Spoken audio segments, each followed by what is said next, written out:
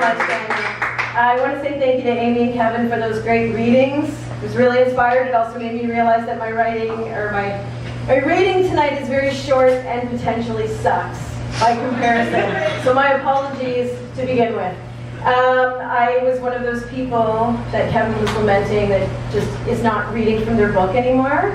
I do enforce to, but it's been a couple months and I'm itching to get some new work out there. So this is a short story that I wrote actually for the CBC, and it's called After a While. And I want to read it. It's a short story that's based on this character. Really, I was writing about this young girl named Lucky, but her mother came into the scene, and at first she was supposed to just be a memory, and then I realized, oh, holy shit, like this is the character, Anya. So she's popping into a lot of short stories, and so I would imagine at one point there will be a book for her. So this is After a While. The first time Lucky lost a tooth, the tooth fairy left her a bowling trophy.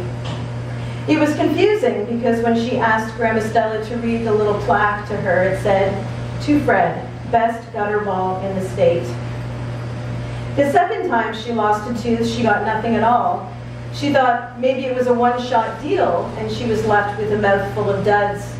But a week later, a Ziploc bag of pennies showed up lodged under her pillow with a handwritten note on the back of an export label that said, "Sorry, I'm shitty with deadlines." She assumed it was from the delinquent fairy and quickly sent her a thank you prayer since she wasn't sure what the best way was to reach her. "Fuck them all and let Jesus sort it out," her mother would say. So she got in the habit of deferring all her important messages to heaven since Jesus was such a good organizer. Lucky's mother, Anya, was a magician. She could make groceries appear overnight, even though the stores were closed. She found ways to evade the landlady where others would be stuck handing over checks. She could make Lucky feel panic and relief in the same sentence. Lucky collected magazines, which was easy to do since magazines were transient in nature, the hobos of the written word, hopping on trains, sleeping in alleyway piles, being left on chairs in offices where people came to wait. By the time she was 8, she had a wall of sloping, slippery magazines like pulpy pillars stacked beneath her window in her attic room at Grandma's. "What do you need all these for?" Anya was sitting on her mattress smoking a cigarette and painting the peeled heel of her black booties with a small bottle of black Halloween nail polish. "How much do you even read in grade 1? Lucky was organizing the travel issues by continent. She coughed. "I'm in grade 3, Anya. And you shouldn't smoke in here." She pointed to the circular window over her shoulder with a thumb. "It doesn't open." "Well, excuse me, Brainiac."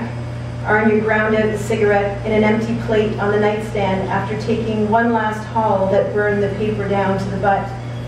Lucky felt the silence as reprimand and hurried to fill the space. "I like the pictures, and I collect the words." Her mother exhaled through her nostrils. She reminded Lucky of the dragons in Grandma Stella's stories. If a dragon wore purple eyeshadow and swore a lot. Collect words. Why don't you collect something normal, like dolls or some shit, or cards? I used to have a collection of cards from casinos all over the Midwest, till I left Richard. They stayed behind. She stabbed at the exposed white plastic with the nail polish brush until the fibers splayed and bent. Lucky didn't really remember Richard. He was one of the boyfriends that lived somewhere else. One of the ones her mother moved away for. He happened during the Christmas years, which were the only time she saw Anya. His was one of the names scrawled directly on the wrapping paper of her wildly guessed at gifts, as if her mother invoking him through the addition of a name made them somehow related, made her somehow relevant. Lucky had a box under her bed filled with cut-out words, things like can't understand, cosmic reckoning, jilted, separate, and underestimated. She also had words like glamour by night, adventure, untold riches, and even listen to your gut. This was cut from a Health magazine article about IBS and originally read listen to your guts, so Lucky had to be extra careful to extract the S. They were the words she held in her hands let slip through her fingers in the hours without her mother, when Arnya was off chasing a job, or a gig, or a man, or outrunning a debt. She was a natural-born magician in life, and Lucky understood that magic takes time. Well, Arnya was shaking a cigarette from the pack, bouncing her thigh on the bed so that her wet boot dried quicker. I'll be off then. Lucky felt a pinch in her stomach and that familiar feeling of guilt. It's okay, you can smoke in here if you want to. Arnya was already up and pulling on her denim jacket. She popped the unlit cigarette between her crimson lips and leaned over to place a heavy hand on her daughter's upturned face. Nah, it's okay, kid. I gotta see a man about a horse. She turned to leave, pausing at the door. Be good and listen to your crazy old grandma. Who knows how much longer the old coot will be around. See you later, alligator. The girl listened to her mother's steps on the stairs, the crack of the exposed heel louder than the other, then the front door shutting behind her.